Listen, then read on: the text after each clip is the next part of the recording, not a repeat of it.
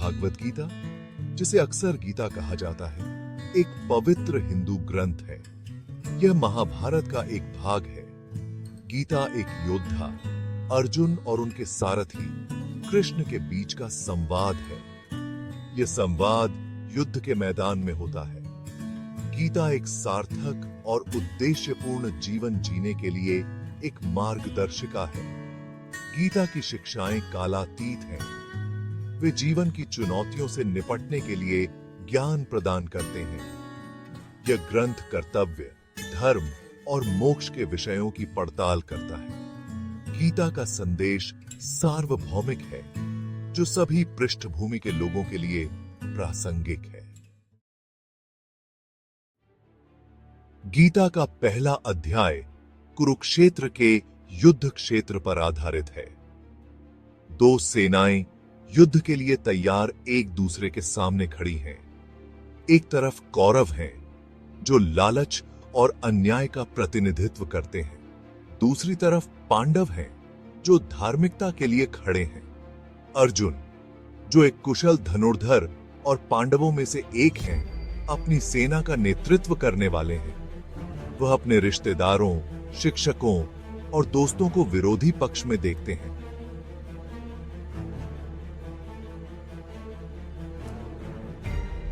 ये युद्ध क्षेत्र सिर्फ एक भौतिक युद्ध क्षेत्र नहीं है। यह हम सभी के भीतर चल रहे आंतरिक संघर्षों का प्रतिनिधित्व करता है।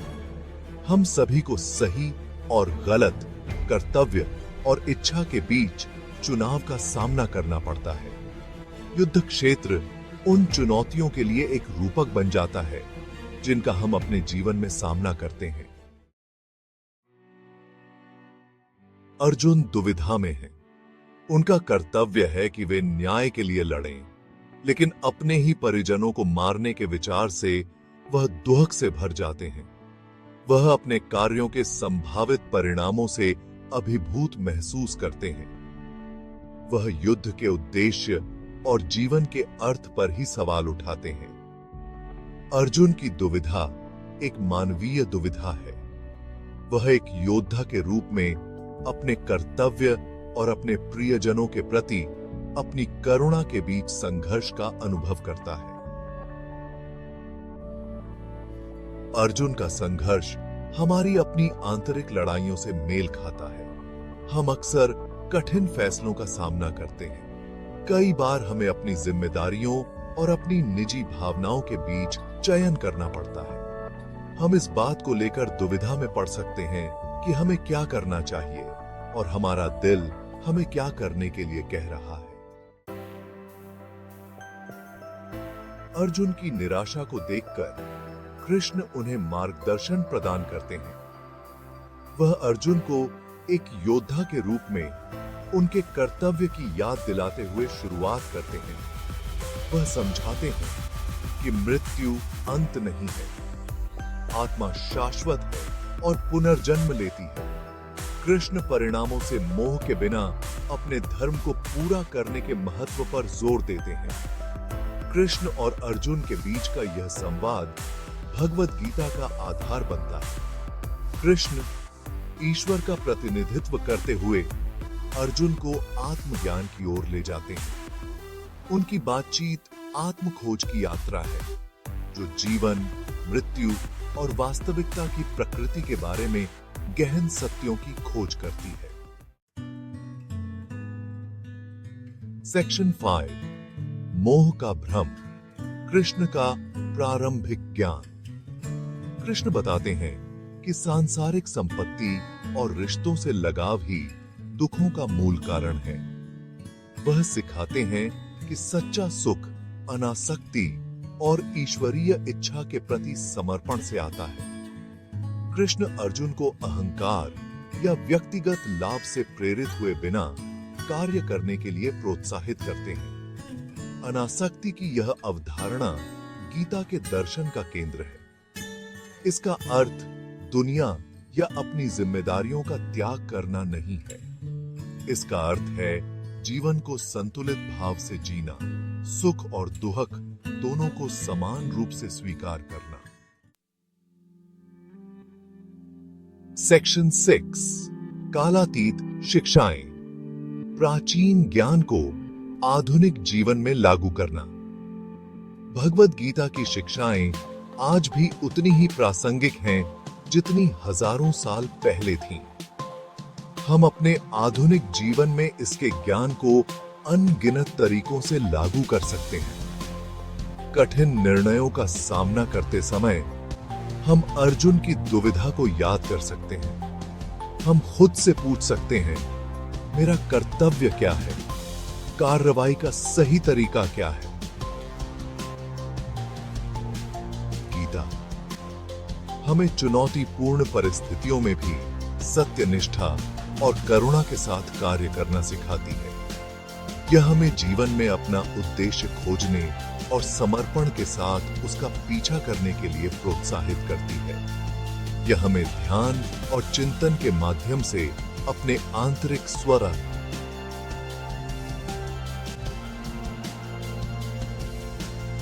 से जुड़े रहने की याद दिलाती है। सेक्शन 7 यात्रा शुरू होती है। आत्मज्ञान के लिए मंच तैयार करना। भगवद गीता का पहला अध्याय एक गहन आध्यात्मिक यात्रा के लिए मंच तैयार करता है। यह हमें प्रमुख पात्रों और केंद्रीय संघर्ष से परिचित कराता है। यह जीवन की चुनौतियों का सामना करते समय मार्गदर्शन प्राप्त करने के महत्व पर प्रकाश डालता है। शेष गीता को समझने के लिए पहला अध्याय महत्वपूर्ण है। यह अध्याय गीता के दर्शन और इसके व्यावहारिक अनुप्रयोगों का परिचय देता है। यह हमें आत्मखोज और आध्यात्मिक विकास की यात्रा शुरू करने के लिए आमंत्रित करता है। यह हमें अपनी धारणाओं पर सवाल उठाने और जीवन के गहरे अर्थ का पता लगाने के लिए प्रोत्साहित करता है। सेक्शन 8 दृष्टिकोण की शक्ति भय से विश्वास की ओर बढ़ना। अर्जुन की प्रारंभिक निराशा एक सामान्य मानवीय अनुभव को दर्शाती है। भय और संदेह से घिरा हुआ महसूस करना। कृष्ण की उपस्थिति और मार्गदर्शन इस अंधकार से बाहर निकलने का रास्ता प्रदान करते हैं। गीता हमें सिखाती है कि अपने दृष्टिकोण को बदलकर हम भय पर विजय प्राप्त कर सकते हैं। इस संदर्भ में विश्वास का अर्थ अंधविश्वास नहीं है। इसका अर्थ है एक उच्च शक्ति पर, ब्रह्मांड की अंतर्निहित अच्छाई पर या अपनी आंतरिक शक्ति पर भरोसा करना।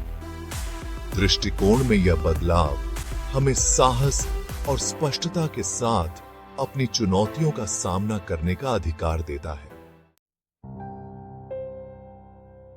कुरुक्षेत्र का युद्ध क्षेत्र उन आंतरिक संघर्षों के लिए एक शक्तिशाली रूपक के रूप में कार्य करता है जिनका हम सभी अनुभव करते हैं। हम में से प्रत्येक के अपने कौरव और पांडव हैं, जो हमारे भीतर अंधेरे और प्रकाश की ताकतों का प्रतिनिधित्व करते हैं। गीता हमें इन आंतरिक लड़ाइयों को पहचानने के लिए आमंत्रित करती है। हम लालच, क्रोध या ईर्ष्या से जूझ सकते हैं। हम नैतिक दुविधाओं का सामना कर सकते हैं या जीवन में अलग-अलग रास्तों के बीच फटे हुए महसूस कर सकते हैं। गीता हमें याद दिलाती है कि ये संघर्ष मानवीय अनुभव का एक स्वाभाविक हिस्सा है। यह ज्ञान और अनुग्रह के साथ उन्हें नेविगेट करने के लिए उपकरण प्रदान करती है। सेक्शन 10 भगवद गीता का स्थायी संदेश, आत्मखोज का आह्वान। भगवद गीता का संदेश कालातीत और सार्वभौमिक है। यह अधिक सार्थक और पूर्ण जीवन की तलाश करने वाले किसी भी व्यक्ति के लिए मार्गदर्शन प्रदान करते हुए सांस्कृतिक और धार्मिक सीमाओं को पार करता है। गीता का कार्य करने का आह्वान सरल लेकिन गहरा है। उद्देश्य के साथ जीना, सत्यनिष्ठा के साथ कार्य करना और आत्म साक्षात्कार के लिए प्रयास करना। पहला अध्याय अर्जुन की दुविधा और कृष्ण की प्रारंभिक शिक्षाओं के चित्रण के साथ इस परिवर्तनकारी यात्रा के लिए मंच तैयार करता है। यह हमें याद दिलाता है कि आत्मज्ञान का मार्ग आत्म जागरूकता, प्रश्न करने की इच्छा और मार्गदर्शन प्राप्त करने के लिए खुलेपन से शुरू होता है। सदियों बाद भी गीता का संदेश पाठकों के साथ प्रतिध्वनित होता है, जो जीवन की जटिलताओं को नेविगेट करने और हमारी वास्तविक क्षमता की खोज के लिए